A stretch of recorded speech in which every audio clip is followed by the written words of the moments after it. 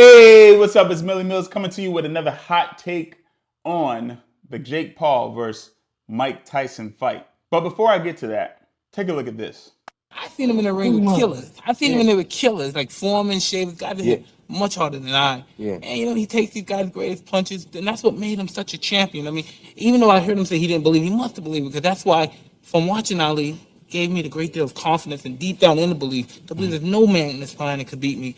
From listening to him all those years since I was a little boy. Yeah. He used to make every prediction comes true. And he used to take his character and use it to reflect against his opponents. And he made them believe that he was invincible. And so that's my great inspiration. Yeah. Yeah. Now, what we saw there was the true spirit of martial arts. It was respect given from a young up-and-coming practitioner to a practitioner of the older generation. That embodies the spirit of martial arts. Being a martial artist is separate from being a fighter. Now, you can be a fighter and a martial artist, but you can be a fighter and not necessarily be a martial artist. A martial artist is not just one who learns how to fight, but one who embodies a philosophical and ethical standard that comes with the art itself. And people will debate. Sometimes people will say, well, boxing isn't a martial art. I look at boxing as a martial art. You can take your own stance on that. But what we saw with Tyson just now in that video is the spirit of martial arts. Tyson at the time, he was the young, up-and-coming, young stud. He was out there knocking dudes out. People were paying all this money on pay-per-view, and then 2 minutes and boom, he knocked somebody out. That was Tyson at this time. He was in his prime. He was on top. He didn't have to give credit to nobody. He could have just took all the shine to himself. But here he is praising Muhammad Ali, who at the time we know was already dealing with his health issues. So physically, as a boxer, Muhammad Ali was definitely not the Ali that we knew from Rumble in the Jungle. But the respect there, that is martial arts. That's what I grew up on. Respecting those who came before you. For those who don't know, my dad was a martial arts instructor who was my first martial arts instructor growing up. And he taught me respect. That's one of those tenets. That's one of those things that we kind of live by. I remember one time as a kid, this guy came by the gym. He had a bunch of accolades. He was known for fighting. This person came by the gym and my dad, he sparred him. My dad just kicked his tail. I'm just like, wow, like there goes, I'm watching my dad beat this guy. I was really impressed as a kid watching this. And I remember talking to my dad afterwards on the ride home. I'm just a young kid at the time. I'm praising my dad and I'm saying all these things. And I remember asking my dad, I said, Dad, are you better than your teacher? And I remember him saying, no, I'm not better than my teacher. And I said, if you knew that you were better than him, would you go ahead and beat him up? You know, I'm a kid at the time. And I remember my dad, I'll never forget this. He was like, son, even if I was better than my instructor, he wouldn't know. And I was like, why? Well, you wouldn't show him that you're better than him? He said, no, you always respect those who taught you this. And one of the things my dad used to emphasize all the time, he was like, you're learning something that's been passed down for thousands of years. And you're always to honor those who came before you for passing on that knowledge that is ancient knowledge. The next place I heard that was when I started boxing. When I was in high school, I had a teacher named Mr. Toledo. Shout out to Mr. Toledo. I used to meet up with him after school and he used to teach me how to box. And I remember him saying the same thing my dad was saying. Listen, this is an ancient art that has been passed down for thousands of years. I always saw fighting as not just something to damage people, but I saw it as sacred. I saw it as something that is more than just fighting. The spirit of martial arts is that it's not just fighting, it's also sacred. And you're to respect those who came before you. Seeing that you're conscious of your own mortality and that we all end up in a similar way. I can give nothing but respect to Mike Tyson, who went out there and performed in that exhibition. And yes, it was an exhibition. 14-ounce gloves, 2-minute rounds, slower paced fight. I mean, it was like a hard sparring match. But there was still adversity there. I mean, this wasn't fake. He was tied. For him to go out there and perform on a world stage at his age, it spoke to the concept of an indomitable spirit.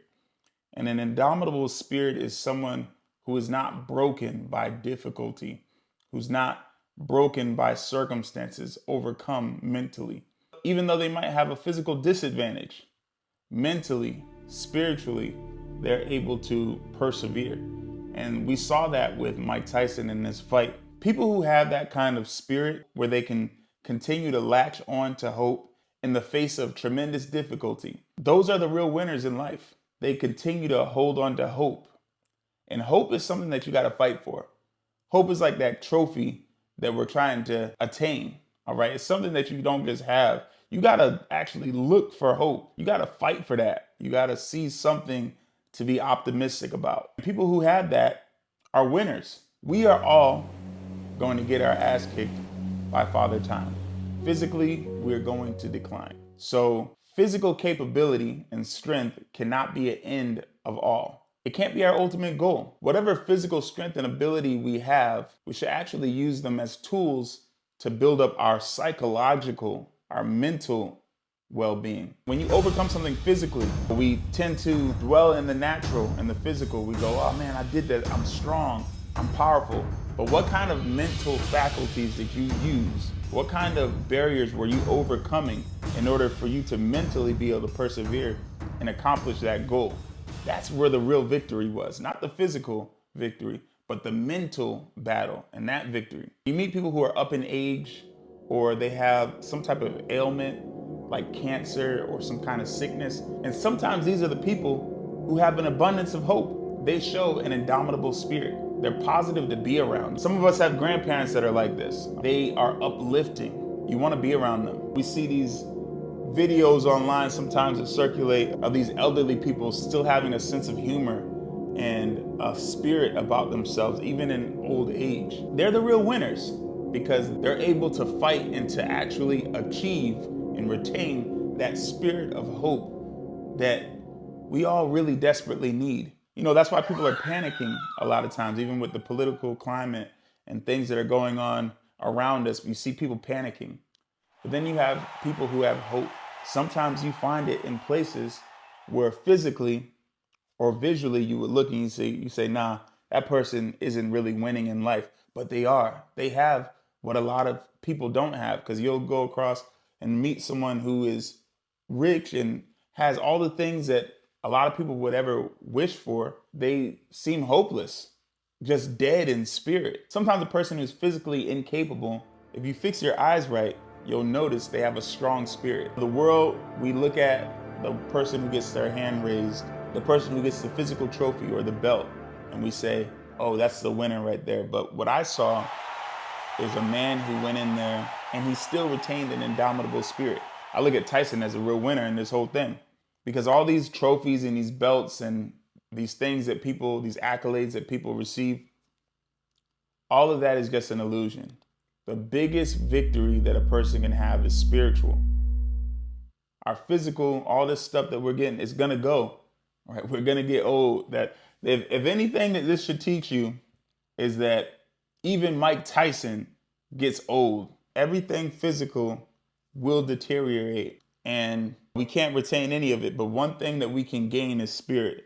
And that's one thing I saw was that Tyson has only gained spirit as he's aged. And that spirit is always going to draw a light to it.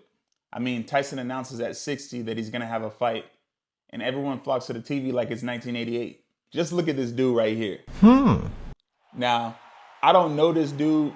You know, I don't know who he was or nothing like that. But something tells me that he had in his head, just knock him out, Tyson. Even if he said he was for Paul, this dude, he's too old to be a Paul fan. You know he had to be going for Tyson.